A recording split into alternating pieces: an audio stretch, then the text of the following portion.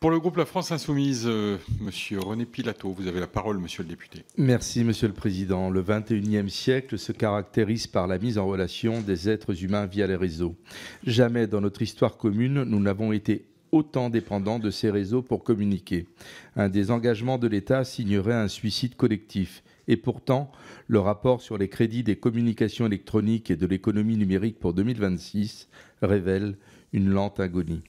Certains célèbrent la French Tech comme d'autres célèbrent le progrès avec ferveur, mais sans en mesurer le prix. Leur foi en la technologie ne coûte rien, c'est sans doute pour cela qu'elle est si vive.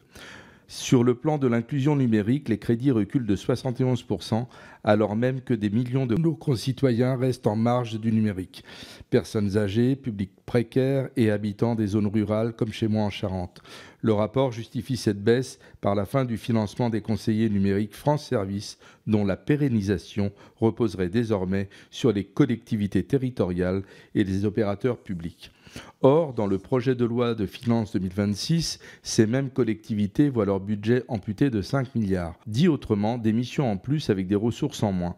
On leur demande donc l'impossible et ce désengagement de l'État contribue au délitement de notre pays. Constat identique pour le déploiement des infrastructures. Le plan France Très Haut Débit touche à sa fin, mais aucun financement n'est prévu pour achever la couverture des derniers foyers en zone rurale et en zone de montagne. Quant au déploiement satellitaire, le texte alerte sur le recours à Starlink, jugé à raison incompatible avec notre souveraineté numérique. Et pourtant, rien n'est prévu pour une alternative française ou européenne. De même, ce budget rate une cible principale, la cybersécurité, à peine évoquée dans le rapport. Aucun crédit spécifique n'y est consacré alors que les cyberattaques se multiplient contre les hôpitaux, les collectivités, les entreprises et même les lycées. La résilience des réseaux relève de l'ARCEPS, dont le budget progresse à peine.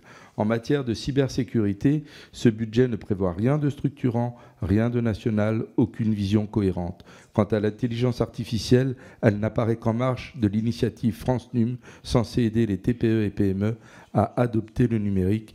Les montants sont dérisoires, 300 000 € pour un enjeu présenté comme déterminant pour notre souveraineté technologique, une gageure. On se demande si ceux qui ont élaboré ce budget ont vécu dans une caverne ces 10 dernières années, tant ils sont déconnectés de la révolution en cours et de ses conséquences. Aucune planification pour reprendre en main notre destin numérique. Afin de garantir à chacune et chacun un égal accès, une sécurisation des données et une protection réelle, l'État ne doit pas déléguer au marché la maîtrise de nos réseaux, qui doit être un véritable service public.